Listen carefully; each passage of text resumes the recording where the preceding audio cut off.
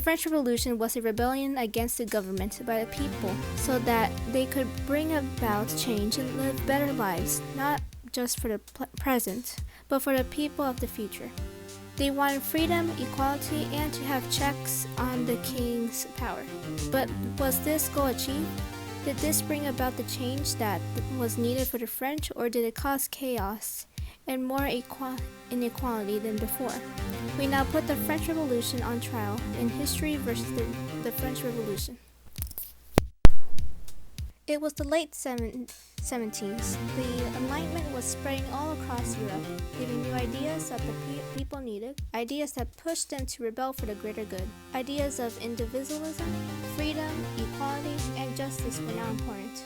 For many, and these were the ideas that pushed the French Revolution, as the people realized that the current state of their country was not one that benefited them. Changing the government for the lives of the people was the goal that pushed the people to revolt. Order in the court. We now have history versus the French Revolution. On liberating the third estate, was the revolution successful? Thank you, Your Honor. The French Revolution all started because the people of France wanted change, and by people I mainly mean the Third Estate. You see, back then, France had an estate system, with First Estate being the clergy, the Second Estate being nobles, and the Third Estate being the commoners. With the estate system, equality was seemingly non-existent. Those in the First and Second Estates got to live a life of luxury without paying taxes, while the Third Estate had to pay all of the taxes and live a much less luxurious lifestyle. It's quite evident that this is not fair. France's economy was in shambles. The king would spend money on parties and unnecessary wars, which negatively affected the people leading them, causing them to want change. The Third Estate rebelled, demanding a representative government and the elimination of the feudal system and estate system. After the revolution and during the Napoleonic stage, the people of France had access to public education and a modernized economy, liberating the working class in more ways than one. Although the means of the revolution were violent, the oppressive ruling class was weakened, if not eliminated. Post-revolution was materially better for members of the Third Estate. The Third Estate did want equality, but they did not get everything they wanted. Half the things they set out to do were not even reached. The Third Estate was still clearly suppressed. During the Reign of Terror, where almost 17,000 people died, most of them were from the Third Estate, whilst those in higher power were protected. They wanted more representation when it came to government, yet when it came to the two leaders of the revolution, they appointed themselves and never asked the people. Robespierre was terrible to the Third Estate, and while Napoleon was more fair, he still put himself in power, thus proving that in the end, the Third Estate still did not have the representation they wanted. Also, this whole revolution was to bring about change and equality, but what about the women?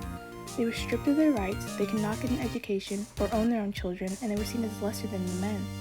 So there was no true equality. In the end, during all of the revolution, there was more harm than good. So many lives lost just to have rules minimally changed and not even the way that the people wanted. Now let's talk about the Constitution. Was the Constitution changed in a way that benefited the people? Did they accomplish what they set out to do? Your Honor, the Constitution of 1791 was written by revolutionaries and was signed by King Louis before he was executed. It secured a system inspired by the writings of Baron de Montesquieu, who believed that a government should operate with a separation of powers, a similar approach to that of other revolutionary governments of the time, like the American colonies. They made sure that future leaders of France would have to operate under a constitutional monarchy where members of the National Assembly and judges were elected by the people. This change forever impacted France and improved the checks and balances in place for leaders to come. As a consequence, the corruption was mitigated and the representation was improved. Objection! The Constitution may have been written and signed between 1791 and 1792, but the Reign of Terror, headed by the Committee of Public Safety, threw out rights that were promised to the people. This action was a betrayal to the citizens of France, particularly the working class, because despite the fact the revolution was supposed to secure their rights to a constitutional government, the fear of anti-revolutionary action overshadowed the rights they were supposed to be due. The period from 1793 until 1794 led to widespread repression rather than the liberation a constitution was supposed to offer. On to the economy. Did the economy improve because of the French Revolution? Your Honor, the economy of France was in chaos due to the lack of food resources, overpriced taxes, and defenses. It was thanks to Napoleon who was able to gain more land, resources, establish a balanced currency, and strengthen the military to fend off foreign countries. If it weren't for him, the economy would have still been able to move on from its broken state.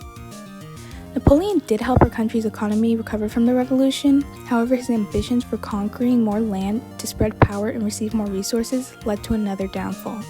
With more land being conquered, it made it more difficult to protect from other countries, and soon it became more impossible to control.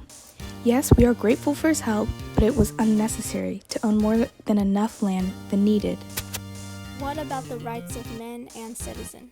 Your Honor, the Rights of Man and Citizen was a document that had written the natural rights, including the rights that all people are innocent until proven guilty and free speech of people's ideas and opinions. They believed every man is born with these rights. Those written to attempt to fix problems that the king had created.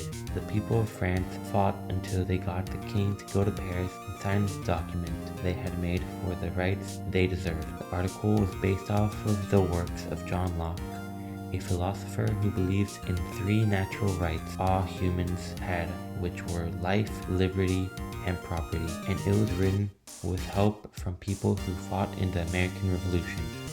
Yes, although they did fight bravely for these rights, they violated their own rights that they set in place. One example is during the Reign of Terror led by Robespierre, the one who was all for revolution and these rights, where they executed thousands of people without a fair trial, violating the rights of the people to keep an anti-revolutionary people from stopping the revolution.